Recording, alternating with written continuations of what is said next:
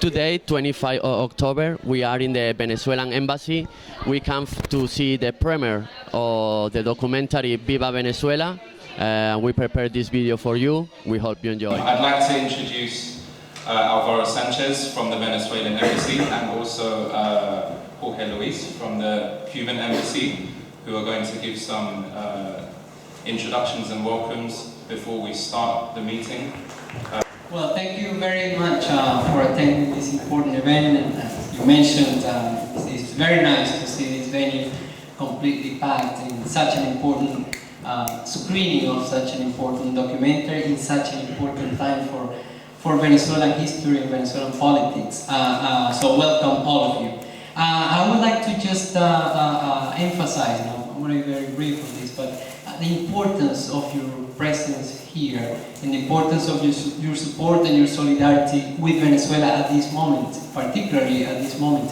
What you are going to see in this video, well, I would say, obviously, it was only 1 year ago, but in a way it looks, or it seems like it was like many years, decades ago in Venezuela, because things have changed very much from a particular point of view in only 1 year. At that time, and this documentary is about the election that took place in Venezuela in October that President Chavez won.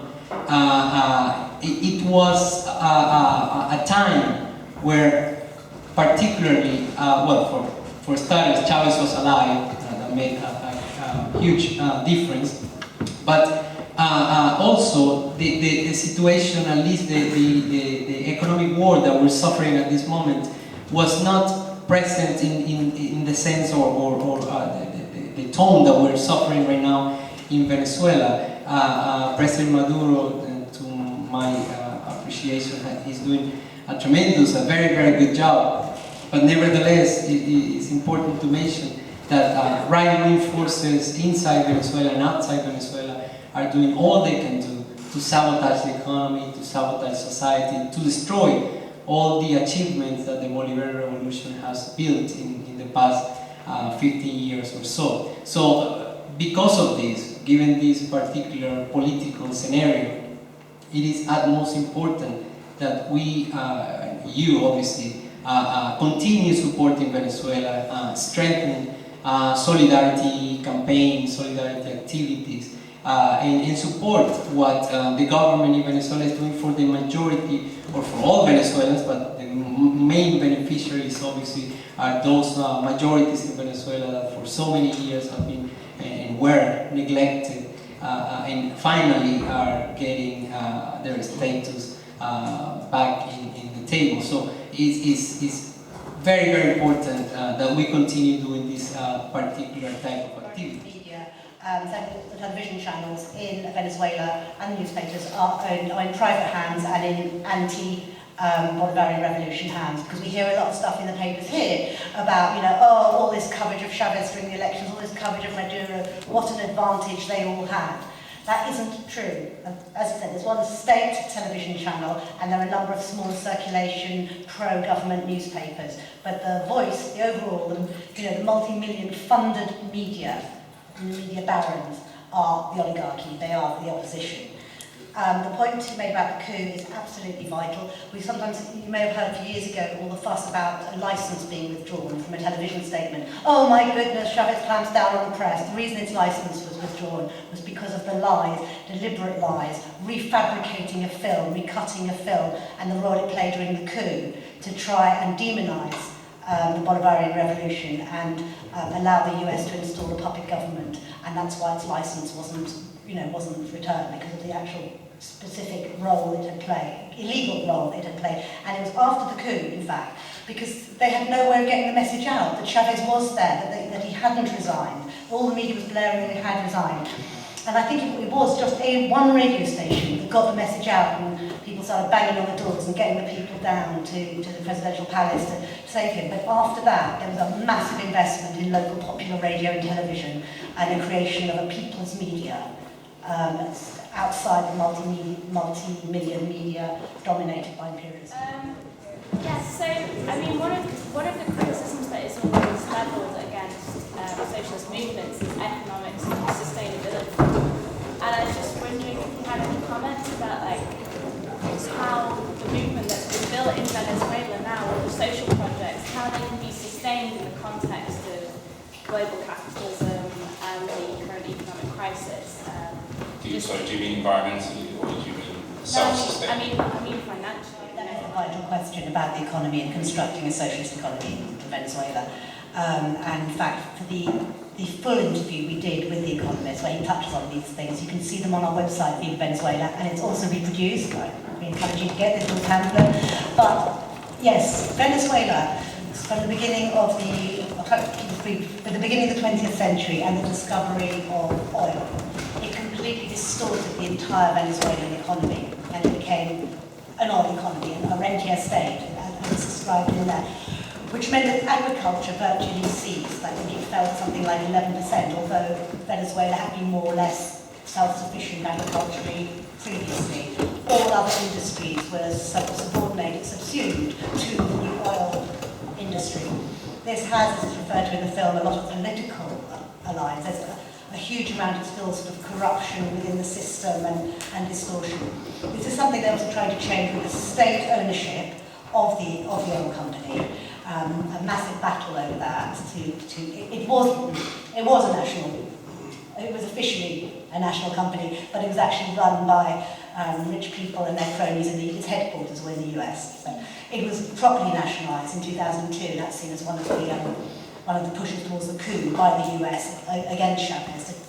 But it's a key resource, and the wealth from that oil industry undoubtedly has been vital in all the social projects that exist in Venezuela, and in allowing those to take place, housing for the poor, all these things. I think the documentary kind of tries to answer that in some ways. I think from what I understand, it's one state channel, and when we were in Venezuela, it was during the election time, so it was obviously concentrating on the elections.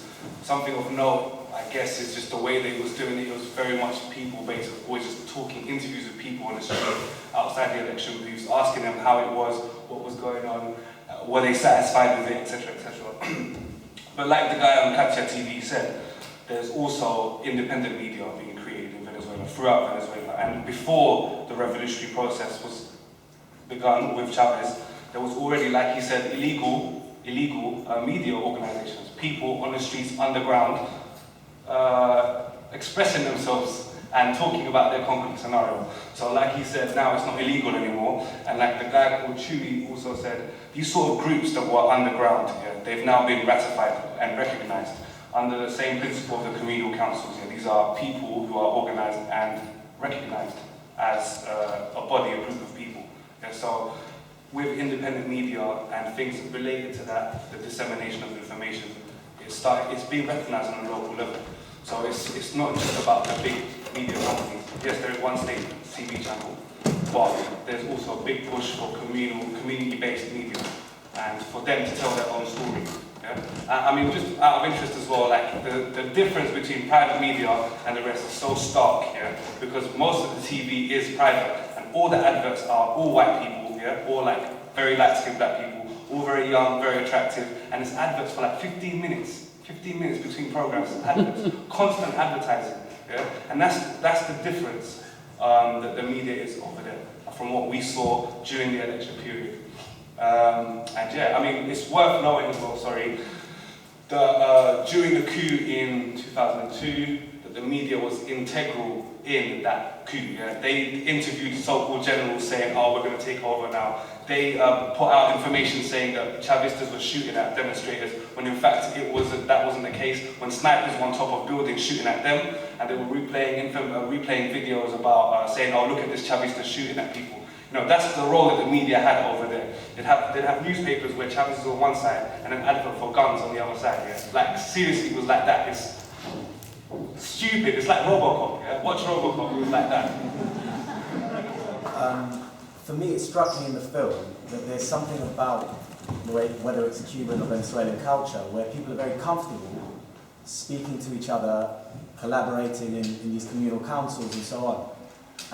And it's something that, I've seen in other places, especially when you travel to countries that aren't necessarily first world countries, or countries that aren't maybe so obsessed with material items or that haven't been so consumed by capitalism in that sense. And it strikes me that the battle here is a bit harder because we have been so controlled by capitalism and we are so obsessed and so atomized, I guess would be the best way of describing it. How can we fight that atomism is what I want to say. What lessons did you learn over there? And obviously communal councils is one of them, but how do we get to that stage where people are willing to participate in communal councils, to be involved in general assemblies, and to talk to each other? Because I think, this is a great example of loads of people coming down here to do that kind of thing, but it strikes me that's something that's really lacking at grassroots level in this country. The housing commissions and the housing building and what people are paying for housing. And I just wanted to let people in the audience know about a campaign going on in East London and Stratford called Focus E15. And these are young single mothers who are fighting for the right to stay in London, who are facing the closure of a supported hostel for young vulnerable women, from whom the council has withdrawn funding, and now the Housing Association is initiating evictions, and those young women are going to be housed not in Newham, not in London, but in Hastings or Manchester or Birmingham. And I think what that film showed us is we have to take these lessons extremely strongly. There is another way. We mustn't take this lying down. We have to stand up not only to condemn government, but to the Labour councils who are doing the dirty work of the government's cuts. And, Cuba and Venezuela show us another world is possible, and that film really inspired me. We are Ali, part of the Revolutionary Communist Group, and we would like to know your opinion about the documentary and the event. I think it was a fantastic documentary, and the other fantastic thing is that we have shown was packed. I mean, the venue was fully packed with young people who are, interested to new ideas and who are interested to the struggles all around the world, obviously, and specifically in Venezuela. I mean, there was one moment, during the film which struck me. There was the artist.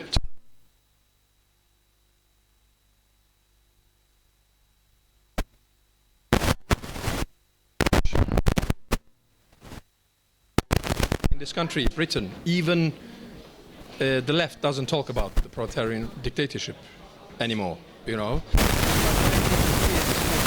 hard to film, imperialism.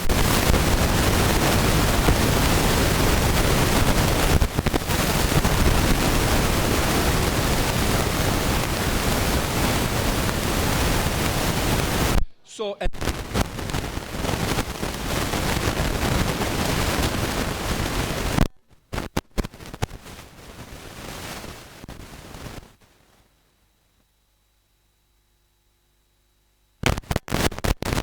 Referring to the bourgeoisie of Britain and of the US, And if you want to be in solidarity, we think, and I think, and this is what I got from the film, in solidarity with Venezuela and the Venezuelan revolution, you need to organize to, smash the bourgeoisie here in Britain, or if you are in US, because this is the duty of the working class people.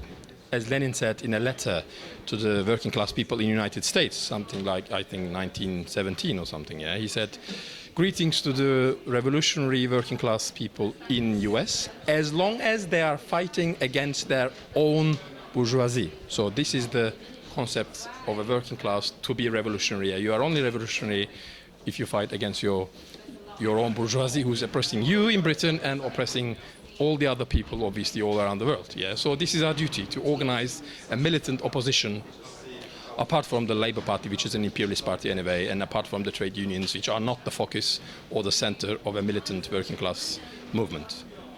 Okay, thank you so much. No problem. We are with Saskia from the Revolutionary Communist Group. And Saskia, we would like to know your opinion about the documentary and about the discussion we have. It was the first time that I seen the documentary tonight, and I thought it was exceptional.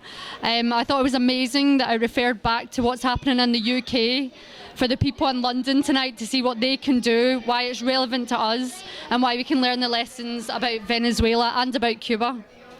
Okay. Part of the Revolutionary Communist Group, what is the next event you are preparing? Well, we have, as part of the Revolutionary Communist Group, we have lots of events all the time. But one that's really relevant for what we've been discussing tonight is